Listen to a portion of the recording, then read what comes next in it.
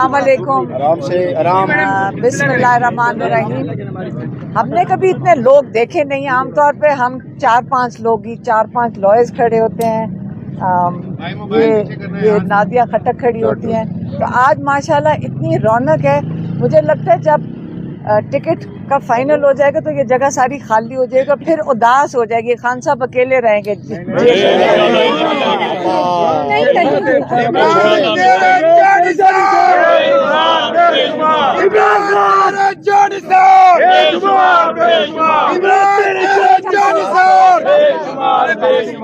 کاش یہ پچھلے 4 مہینے میں ہم یہ نعرے سن لیتے. آج ہم مجھے لگتا ہے جب ٹکٹ ہو جائیں گے سب چلے جائیں گے. اچھا ابھی ٹھہر جائیں.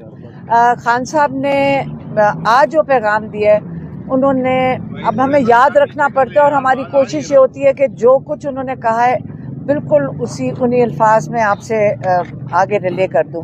انہوں نے کہا کہ پچھلی کئی صدی دہائیوں سے لوگ جو پاکستان کے اوپر جو حکومتیں آئی ہیں اس کے اندر عام طور پہ وہی لوگ ہیں جو پچھلے 40-50 سال سے جو حکومت میں آتے ہیں, ایک حکومت سے دوسری میں چلے جاتے ہیں, اور ان کا مقصد یہی ہوتا ہے کہ اپنے بزنس انٹرسٹ کنٹرول کر سکیں. اور وہ لوگ جو ہیں وہ قانون کے اوپر ہیں. جیسے عمران خان کے اوپر 202 کیسز ہیں, اور ان 202 کیسز میں ان کو جو فرق ذرائع سے آفر آتی ہے کہ اگر آپ ہمارا کہنا مان لیں تو آپ کے سارے 202 کیسز ایک دن میں ختم ہو جائیں گے. تو ایک دن میں کیسز کیسے ختم ہو جائیں گے؟ اول بننے نہیں چاہیے تھے, جب بن گئے تو ایک دن میں کیسز کیسے ختم ہو سکتے ہیں؟ یہ ہمیں سب کو اس پہ سوچنا چاہیے کہ جب بنا دیتے ہیں تو 10 سال بھی اندر ڈال دیں گے. تو قانون اس وقت انصاف جو ہے, جو عمران خان کی کہتے ہیں میری پارٹی ہے تحریک انصاف, اس کا مقصد یہ تھا کہ سارے پاکستان میں جتنے بھی لوگ رہتے ہیں وہ قانون کے اوپر نہ ہوں. اور جب تک ہم قانون کے اندر لوگوں کو نہیں آئیں گے, سب کے لیے ایک انصاف کا نظام نہیں ہوگا, کہتے پاکستان کے آگے ترقی کرنا ناممکن ہے. یہ ایک ان کا پیغام تھا. اور دوسرا انہوں نے آج یہ بھی کہا کہ میری پوری کوشش ہے, اور انہوں نے جو ان کے ساتھ جو لائرز ان کی لسٹ ساتھ لے کر گئے وہ باری باری ان کو یہی کہہ رہے تھے کہ میرے کارکن ہیں ان کو سیٹیں دینی چاہیے. یہ نہیں ہے کہ وہاں پہ کس کا پیسہ زیادہ ہے. انہوں نے یہ بھی میں نے سنا ان کو کہتے ہوئے, ہمیں نہیں کہہ رہے تھے, لائرز کو کہہ رہے تھے, میں آپ کو صرف بتا رہی ہوں. انہوں نے کہا یہ نہیں دیکھنا چاہیے کہ کتنے کروڑ روپے خرچ سکتے ہیں, آپ نے یہ دیکھنا چاہیے کہ پاکستان کے لیے جن کا حق بنتا ہے وہ ہیں جو کارکن ہیں, اور کارکنوں کو آپ نے میکسیمم کوشش کرنی ہے کہ ان کو یہ ٹکٹس اوارڈ کرنے چاہیے. یہ انہوں نے کہا تھا.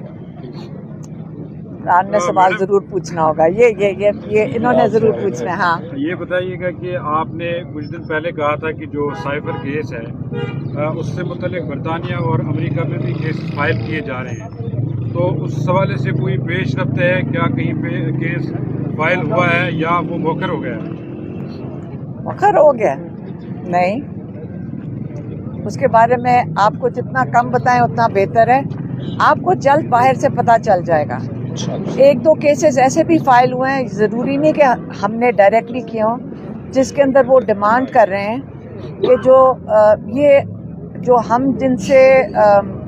ہم کر رہے ہیں یہ وہ والے نہیں ہیں. لیکن اب اس وقت ڈیمانڈ جا رہی ہے کافی پاکستانیوں کی طرف سے کہ جن کے رشتہ داروں کو یہاں پہ جن پہ تشدد کیا گیا, جن کی بزنسز ختم کی گئی ہیں, وہ کہہ رہے ہیں کہ وہ لوگ جو اس تشدد میں ملوث ہیں, جنہوں نے یہ کروایا ہے, ان کے ویزے کینسل کیے جائیں, کیونکہ وہ یہاں سے, اور ان کے جن کی جائیدادیں باہر ہیں ان کو بھی ضبط کیا جائے.